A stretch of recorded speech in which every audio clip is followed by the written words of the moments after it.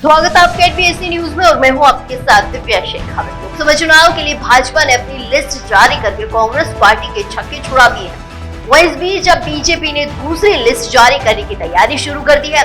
अब इससे कहीं कांग्रेस पार्टी को तगड़ा झटका न लग जाए। बता दें कि कई बड़े चेहरे हैं जिनको लेकर कई तरह से कयास लगाए जा रहे हैं कि पार्टी इनको अपनी दूसरी लिस्ट में जगह दे सकती है। बता दें अभी सिर्फ 25 सीटों में से 15 पर ही बीजेपी ने अपने उम्मीदवार उतारे हैं। अब भाजपा की 10 सीटों के नामों की घोषणा कर सकती है और वो भी जल्द ही। एक दो दिन में दिल्ली में बीजेपी की केंद्रीय कोर कमेटी की बैठक होनी है। इस बैठक में पैनल तैयार करने के बाद उसे केंद्रीय चुनाव समिति सीईसी में चर्चा की जाएगी। माना जा रहा है कि 8 मार्च को सीईसी की बैठक होनी है। राजस्थान की 10 लोकसभा सीटों में से बीजेपी 6 सीटों पर नए प्रत्याशी उतार सकती है।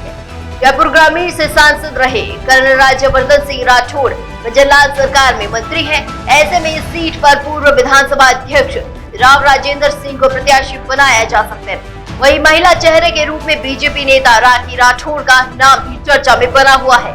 अजमेर लोकसभा सीट से मौजूदा सांसद भागीरथ चौधरी को पार्टी ने विधानसभा चुनाव में किशनगढ़ सीट से प्रत्याशी बनाया था, लेकिन वो चुनाव हार गई। ऐसे में उनका टिकट कटना तय माना जा रहा है। यहाँ से बीजेपी पूर्व प्रदेश अध्यक्ष सतीश पूनिया को प्रत्याशी बनाया जा सकता है। इसी तरह से दिया कुमारी के उप मुख्यमंत्री बनने से राजसमंद सीट पर बीजेपी को नया चेहरा उतारना पड़ेगा।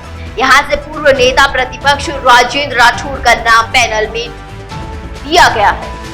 इसके अलावा लोकेंद्र सिंह कालवी के बेटे भवानी कालवी और पूर्व सांसद हरिओम सिंह राठौड़ के बेटे करणवीर सिंह का नाम भी चर्चा में है। झुंझुनू सीट से सांसद नरेंद्र कुमार खीचड़ को भी पार्टी ने मंडावा विधानसभा सीट से प्रत्याशी बनाया था, लेकिन वो चुनाव हार गए। ऐसे में यहाँ से भी पार्टी किसी नए चेहरे को प्रत्याशी बना सकती है। इस सीट पर सांसद नरेंद्र कुमार की पुत्रवधू हर्षिनी कुल्हारी का नाम भी चर्चाओं में चल रहा है। वहीं पूर्व सांसद संतोष अहलावत के नाम पर भी चर्चा है। इसी तरह से दौसा, टोंक सवाई माधोपुर और करौली धौलपुर लोकसभा सीट पर भी बीजेपी नए प्रत्याशी की घोषणा कर सकती है। अब ऐसे में देखना होगा कि बीजेपी की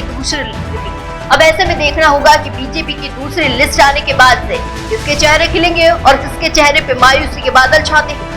पहले लिस्ट आने के बाद से कई नेता बागी हो गए थे। अब देखना होगा कि दूसरी लिस्ट आने से कितने नेता बागी और बनते हैं।